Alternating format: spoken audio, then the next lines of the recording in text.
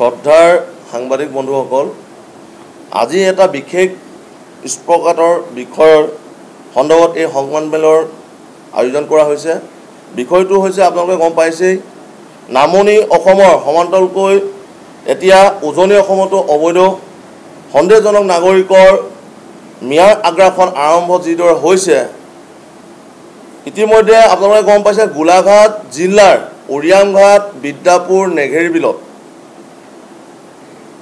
শ হাজাৰ হাজাৰ মিয়াই তাত আগ্ৰাসন কৰিছে। যি বনাঞ্চল যি ধ্বংস কৰি তেখেতসকলে যি আগ্ৰাসন কৰিছে, আমি জাতীয় সংগ্ৰামী সেনাই স্পষ্টকৈ কৈছোঁ, এয়া উচ্ছেদ হ'ব লাগে। কাৰণ আপোনালোকৰ মাধ্যমৰ যোগেদি আমি গম পাইছোঁ যে তাত যিসকল বসবাস কৰি আছে, যি বনাঞ্চল, যি আপোনাৰ যি ফৰেষ্ট লেণ্ড আছে, এই বনাঞ্চলবিলাকত অবৈধ যি বংগমূলীয় যিসকল মিয়া মানুহ তাত খেতি কৰি যিসকল আছে, আপোনালোকে গম পায় যে তামোলৰ বাৰীৰ পৰা আদি কৰি যি শিলৰ কুঁৱাৰীলৈকে আজি কাৰ হাতত আছে? যিসকল বংগমূলীয় যি মিয়া তেখেতসকলৰ হাতত আছে। ইতিমধ্যে আমি গম পাইছোঁ যে ৩,০০০, ৪,০০০, ৫,০০০ বিঘা তেখেতসকলে কব্জাত তেখেতসকলে খেতি বাতি কৰি আছে। আৰু ইতিমধ্যে অসমৰ সন্মানীয় মুখ্যমন্ত্ৰীগৰাকীয়ে যি পদক্ষেপ লৈছে, এই পদক্ষেপক আমি আদৰণি জনাইছোঁ।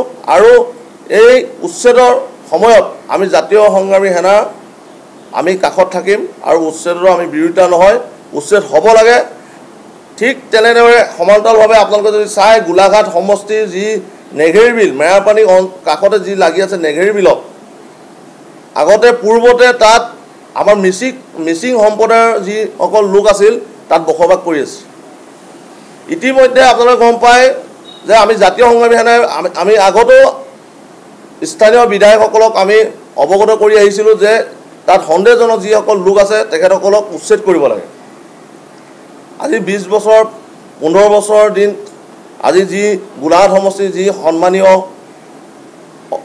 অজন্তা নেওগ ডাঙৰীয়ানী, যিহেতু সেই সমষ্টিৰ পৰাই তেখেত প্ৰতিনিধি কৰি আজি মন্ত্ৰী হ'বলৈ গৈছে, তেখেতৰ দিনৰ পৰাই এই যিসকল নেঘেৰি বিলত যিসকল অবৈধ, আমি অবৈধ বুলি কৈছোঁ, যিহেতু তেখেতসকল বংগমূলীয় যি মুছলমান বা বংগমূলীয় মিয়া, তেখেতসকলক সংস্থাপন কোনে দিছিল? সেই সময়ত সংস্থাপন দিবলৈ কোনোবা মানুহ লাগিব।